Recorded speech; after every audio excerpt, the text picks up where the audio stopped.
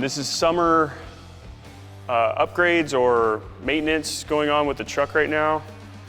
Every summer you got to kind of get into it and see what items need to be repaired or fixed to make sure the truck doesn't just literally crumble down into pieces.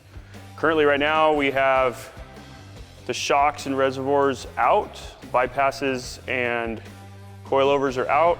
They're off to SDG for a rebuild. The front ones got rebuilt maybe a year ago, and the rear ones got rebuilt 2 years ago. So the rear ones were actually really smoked. I was actually had my compression tubes turned in quite a bit, and I was blowing through my suspension. So I think the rear ones had been out for a while. As far as some of the other things, we noticed that the power steering pump, which is right here, the pulley was loose, which means the internal bearing was loose. I don't know how much play on the pulley you can have before it becomes an issue. I talked to Charlie at Power Steering Solutions, and I want him to kind of give me an evaluation of how much play is too much play. I don't know right now, but I'm hoping to get some feedback from Charlie as far as how much play is too much play in that power steering pulley and when the bearings are actually blown out in that. A couple thousand miles since the last rebuild. Seems like not very much, but I don't know. I guess I put a lot of stress on the system based on the driving style. So anyways, that's one thing. Got a new oil cooler up there.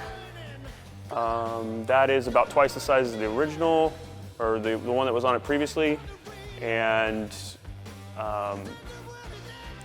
seems to be doing a little bit better oil-wise. What I need to do is take the sensor, pull it out of the pan, and put it in line with the cooler so that I can get a better temperature reading for oil. I think I'm getting, what's happening is the oil temperature is jumping around. So I think it's getting an air temp and then an oil temp and then an air temp and an oil temp. So it's not submerged somehow. I think it's because it's like halfway up the pan, and for whatever reason it's not fully submerged, so it's getting some erroneous air and oil temps back and forth, and so it'll just jump to 300 and then jump back down to 220 and then 250, and it's all over the place. So I don't really know what the oil temps are doing. The other thing is, you can see over here, we got the headers are out and the exhaust is out. The whole system is solid mounted. The slip joints here have been welded. So you can see there, the slip joints are welded. That's a problem when everything's a solid mounted system. We don't have the slip joints operational, and we also don't have some sort of an expansion chamber here connected to the exhaust system for movement to take place without it cracking. So the whole thing's a solid mount, welded, tight, and so it's got nowhere to go as far as the pressures go. And so what's happening is, you can see these are just slowly cracking apart, getting re-welded constantly. If you look in here, you can literally see light. I don't know if you can see it on the camera there. You can see light coming through there. Same with the other one. We got this big crack here on the X pipe, which is gonna need an overlay or something to hold this together. We've done some work with Blake Wilkie and Eric Connor, so I'm looking forward to getting some brand new headers with Tri-Y set up for this. And fixing that exhaust, because I've basically had an exhaust leak on this thing since the day I bought it. So 7,000 miles of driving with an exhaust leak, and I'm kind of sick of it. So super stoked about getting the headers squared away. It's always sounded like it's had an exhaust leak. Every time I'm parked and it's idling, everybody's like, "You got an exhaust leak?" I'm like, "Yeah, I know." So anyways, what else are we doing? We got power steering pump out. Since we have the headers out, we're gonna go ahead and just do plugs and wires. So called up Evan Weller to get their wires, their brand new spark plug wires and new spark plugs. The wires were not burnt at all, 7,000 miles on them, and there was no problems with them, but I figured they've had some use, so it's time to get new ones. And they worked so well that I just went straight back to Evan Weller Racing to get the same setup, because they just seem to hold up really well. So anything on the interior? I don't think so. Come back to the rear.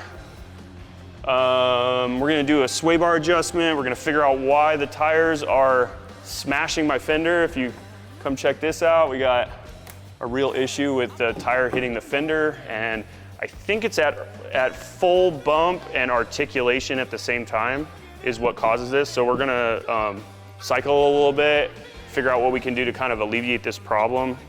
I don't want to lose travel, but I also don't want to smash my fenders. So we'll have to figure out some solution there.